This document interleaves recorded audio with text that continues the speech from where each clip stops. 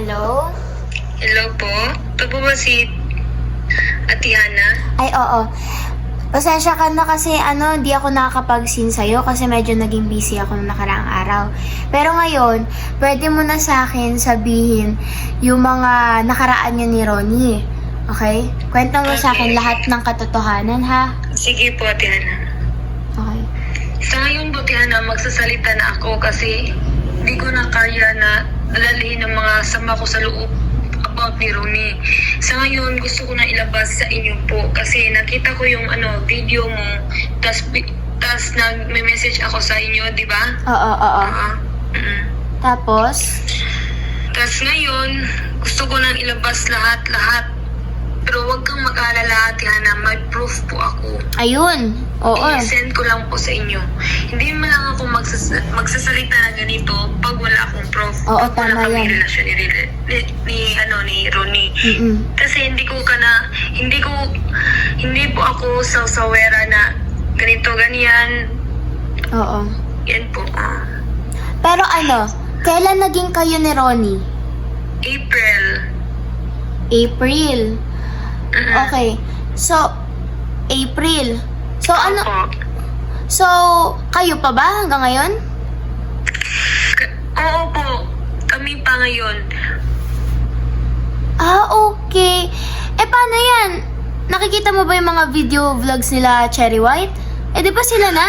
Opo, na-shock lang po ako.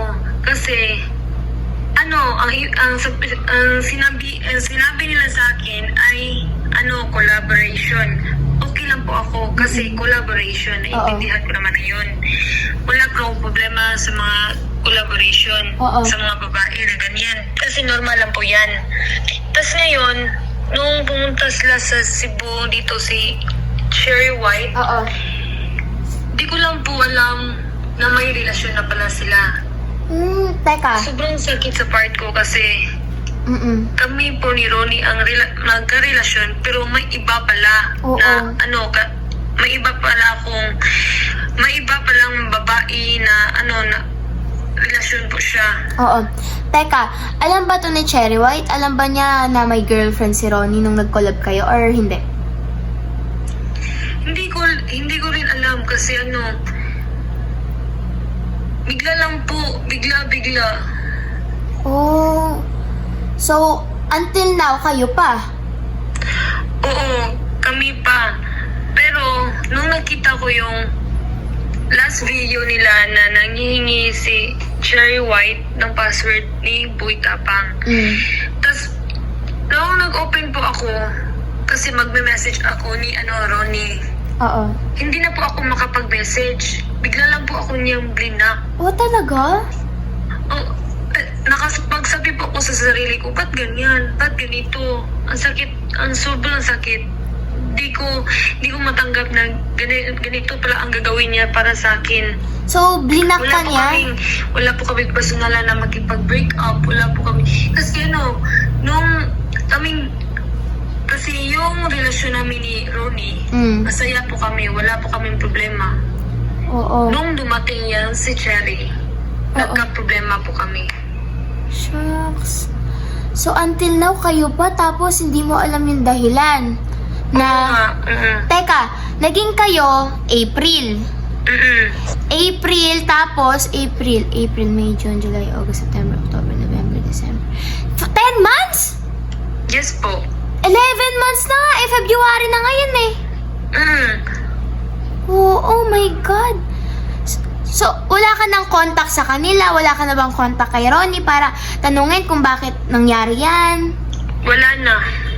As in, wala ka ng number? Unless nakapag-message po ako sa Telegram niya. Pero hindi niya sinisin, hindi niya binabasa. Oh. So until now hindi niya sinisin. Grabe naman yung si Ronnie. Ang kapal ng mukha niya sobrang as in. Eto kasing si Tas Ronnie. sobrang sakit pala Atlanta kasi yung yun si Ronnie nag-message sa barkada niya.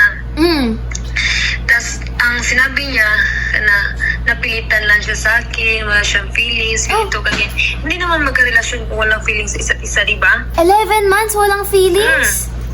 Abay, Hindi naman ganyan.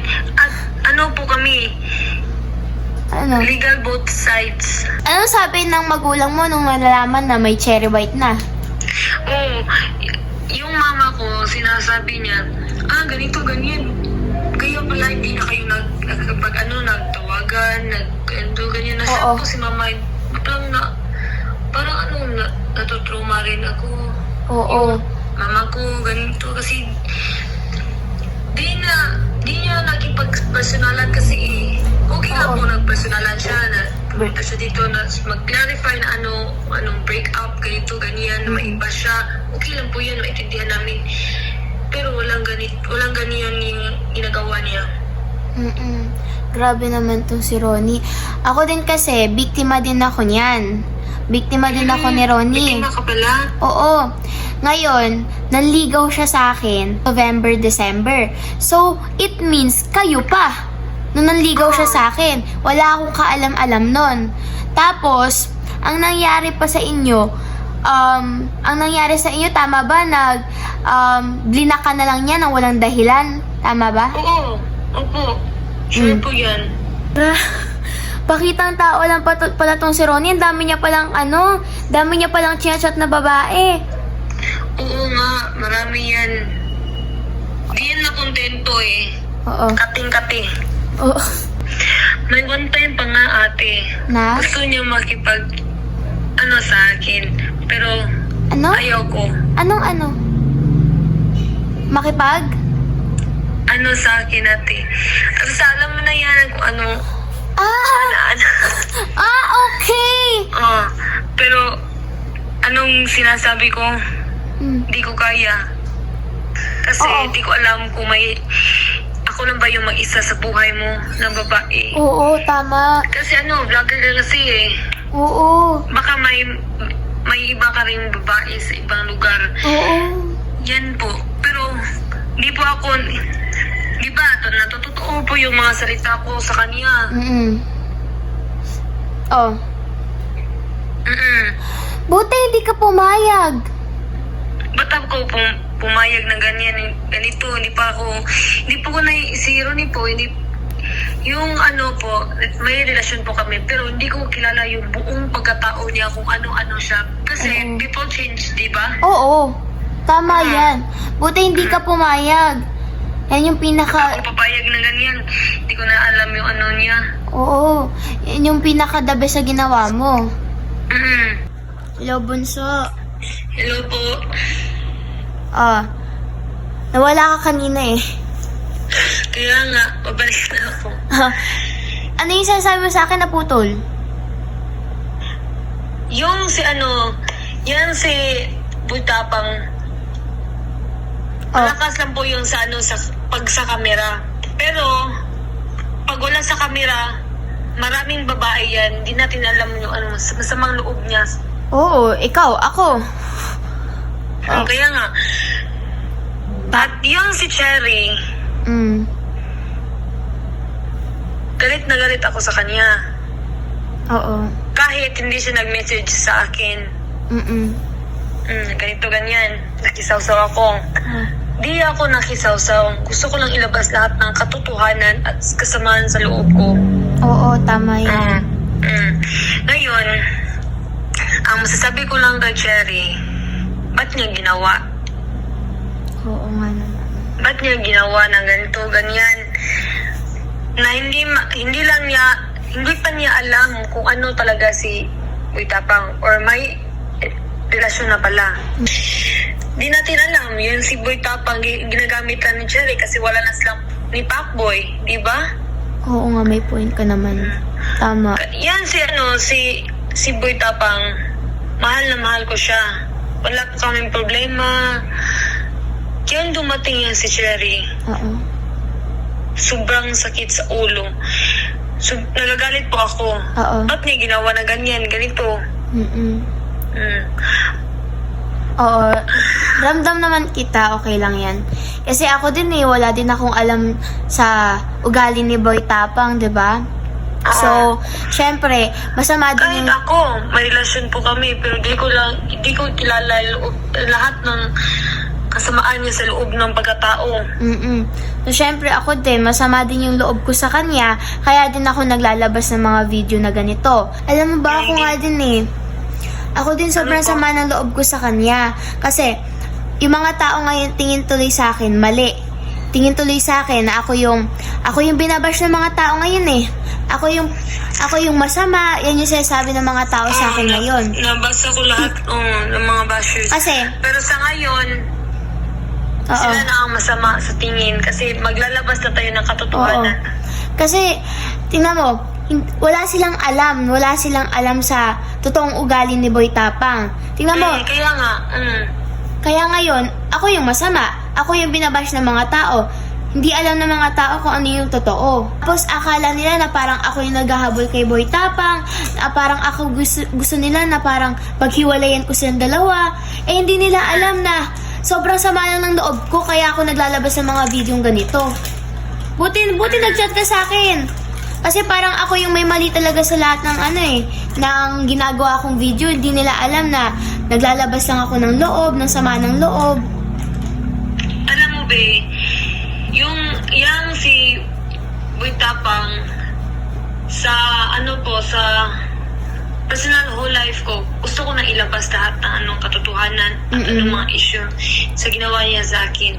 Pero, kinikip ko lang kasi ayaw ko ng issue, ganito, ganyan. Kasi hindi naman ako influencer. Ganito, ganyan. Oo. Yan po ang ginawa ko. So ngayon, ako natutulong sa'yo. Ako na yung tutulong na mailabas to kasi parang ayaw mo 'di bang may issue nga. So syempre, hindi mo po pwedeng itago 'yan. Kung ano yung nasa laman ng puso mo, dapat mong ilabas 'yan dahil habang buhay mo 'yan kikimkimin.